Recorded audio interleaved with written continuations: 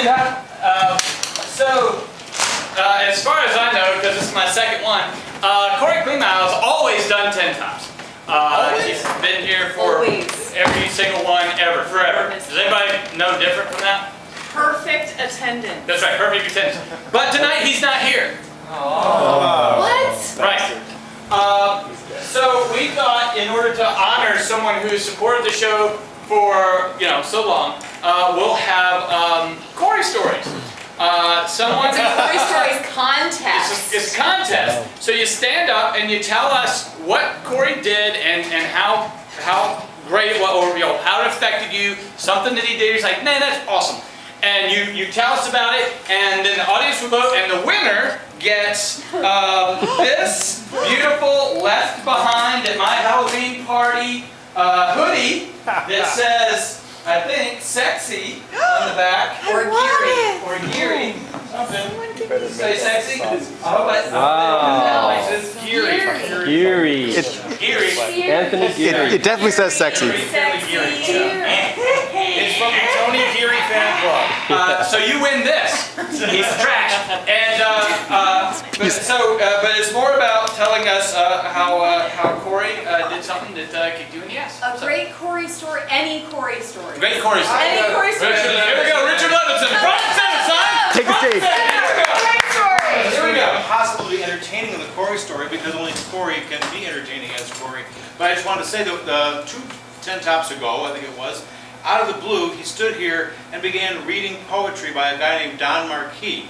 Don Marquis was a newspaper columnist in the early part of the century, and he had written as a character a cockroach who would come in the middle of the night and wake up and he'd come in the morning and he'd find this poetry written on his typewriter, but the cockroach had to hop from key to key, so he couldn't ever do it in capitals. So his name was Archie, and he wrote these beautiful, beautiful poems about life and love and loss and getting older, and just gorgeous, gorgeous poetry under the name of Archie. And he had a cat named Mehedable, who was a very ancient old cat who still had a lot of life in her. And for Corey to, out of the blue, find this on his searchings of the internet, and for that to hit him, I've known about Don Marquis for years because my father loved him and had a couple of books by him. But I was just, I got a shiver when Corey came up and started doing that. There we go. All right, so who else? Who has a story? Right. Who has a Corey story? It's almost like karaoke. Are you just going to Richard Levinson walk away with this unchallenged? I don't even know. Someone else. Unchallenged? Really? Oh, here we go. All right. More time to search. Right. More time to search. That's good. Yes. I could speak of when he was reading the world's worst science fiction story here. Yes. Yes. Wonderful, wonderful. Something the Barbarian. Conan Speak fanfiction. about the fact that he and I are both brother Doctor Who fans, before it was fashionable. But instead, I would like to talk to you about the time that we were both in Ralph's, and a wild tiger came in and was chasing me down the cold food aisle. And I ducked this way behind the pretzels, and he took off that shawl and started going like this. Now, normally you would think only bulls can be treated that way. But tigers respond to black. Bulls respond to red. So I owe him my life. And I think I'll go cry.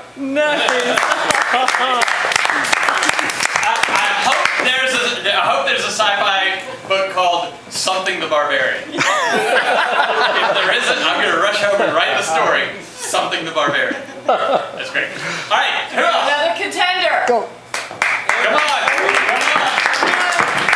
What do we think this says? Sexy. Geary. Geary or sexy. All right, here we go. I want to read my favorite Corey Facebook post from this week. From this week. Highlights of my roommate search. Yeah.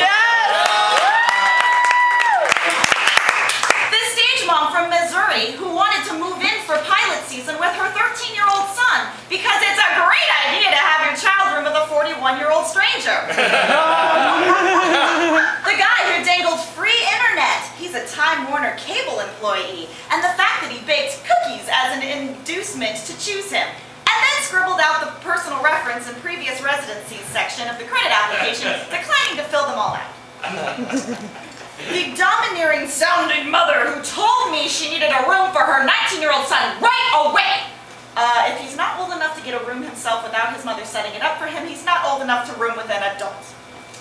The people who called from Florida and Manhattan who couldn't seem to comprehend why I didn't want to meet them before they moved in. All the people who don't comprehend that this is a roommate situation and I'm not the landlord. All the Nigerian email scammers. It just wouldn't be a modern-day roommate search without you guys. Glad to know you're out of the country because you're away on crusade. Fight those infidels! All the people who emailed to inquire about the room and never wrote back. All the people who emailed to inquire about the room and set up an appointment and then just claimed never showed up. The guy who said he was in the neighborhood and made an appointment to come over within the hour, then just plain didn't show up. And then called me a few days later asking again to come over, and his excuse for flaking was, I forgot I had to work that day. He also couldn't understand why I didn't still have his contact information.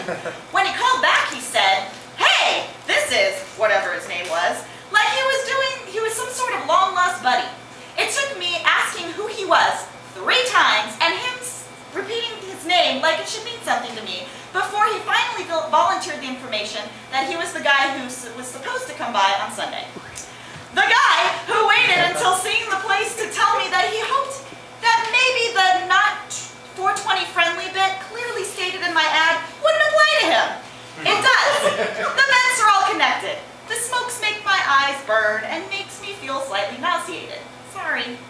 The guy who first selectively avoided my questions about whether he had good credit and was willing to stay long term, then eventually answered that he agreed that my credit is very important. The woman who made a point of listing Christian among her character traits, then never wrote back after specifically asking for more information on the room and myself. To be fair, I let her know I was an atheist, albeit a live and let live atheist, and was only bringing it up because she made a point of saying she was a Christian.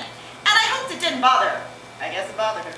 I've got someone else coming at 2 p.m. Roommates or another addition to this list? We shall see. Yeah! That's 3. That's 3. In America, that's a contest. It's political, and in which case we got one we have to get rid of. Because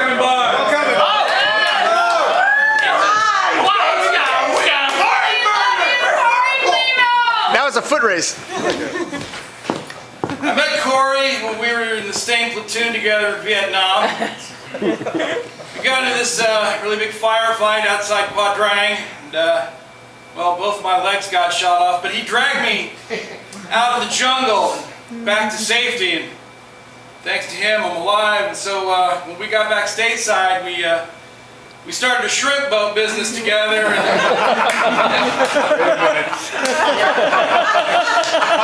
sorry, that's something else.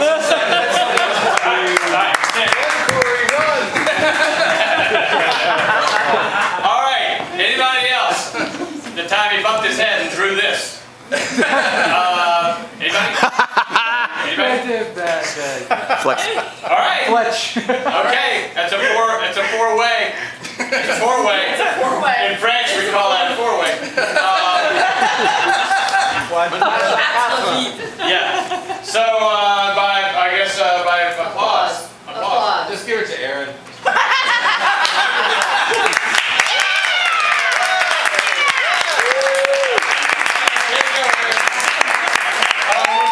One person who has half a chance of actually wearing it. So, there you go. That was my plan.